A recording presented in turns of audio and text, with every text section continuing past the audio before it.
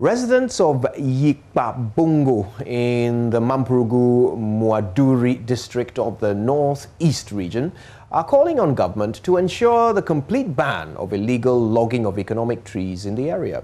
According to them, years of indiscriminate felling of rosewood and other tree species have affected rainfall patterns and exposed the community to the vagaries of the weather and natural disasters. Now, the residents made this call after a heavy rainstorm rendered many homeless in the community, and they want government to flush out all illegal loggers and merchants in order to forestall future disasters.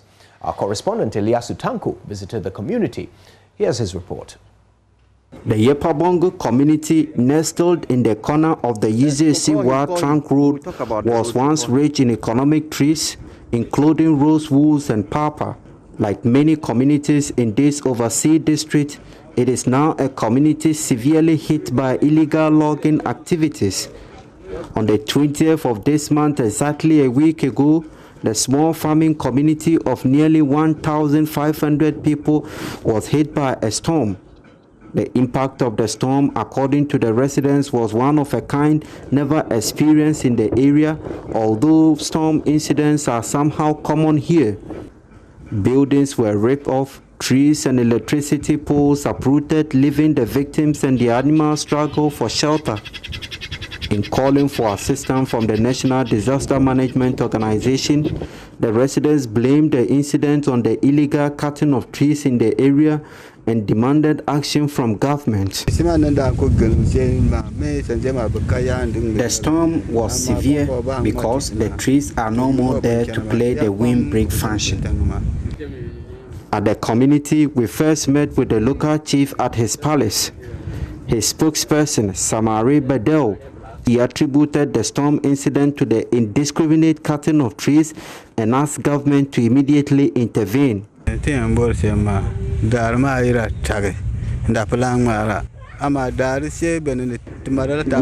government to stop the cutting of trees here.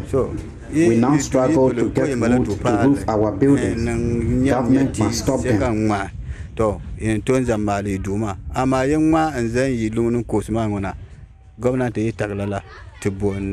For residents James Salifo, he wants the police in the area to be empowered to be able to fight the menace. At first, the way the wind or storms that are coming, when trees were there, nothing like this has ever happened. This is my first time what I have seen. So I see that it will be good if they get anyone who is going to cut down a tree and send it out. Discipline should come out. I've seen that the down cut of the trees is now affecting us. Even now, some buildings, those trees were helping us to roof our building. But now other buildings are standing. Even for them to get wood for the roofing of their houses and then other things is now a problem. As I'm saying that discipline, where will the discipline will be? That means our police stations and then other areas, they are going to take those things. But more crucially, some other residents say illegal logging has led to poor rains, resulting in crops failure in the last 3 years. Initially, when those trees were there, the yield they were having as compared to after they have cut down the trees is not the same. It has reduced drastically. And sometime too, when you enter the bush, those lands that were fertile at the time the trees were there, when you go there, the water has washed away the nice soil.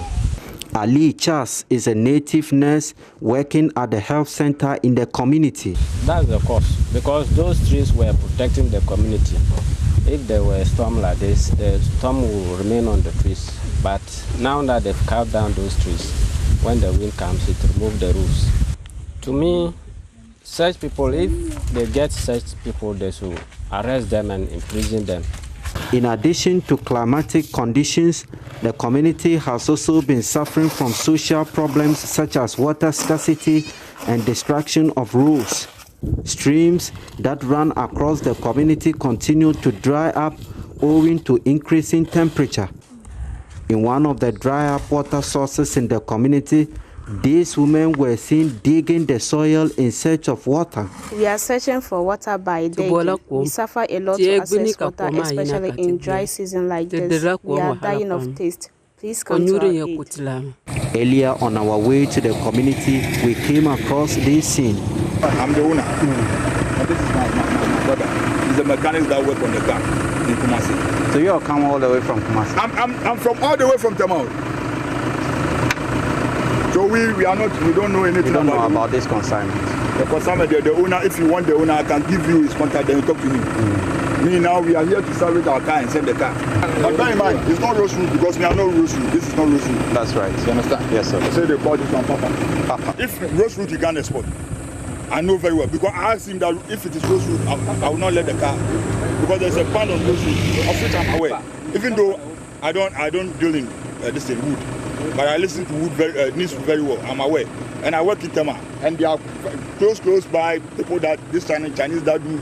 I went there to ask them what is the difference between Papa and Rosewood, and they showed me. That's right. That is why I allow the car to come. Elias Sutanko reporting.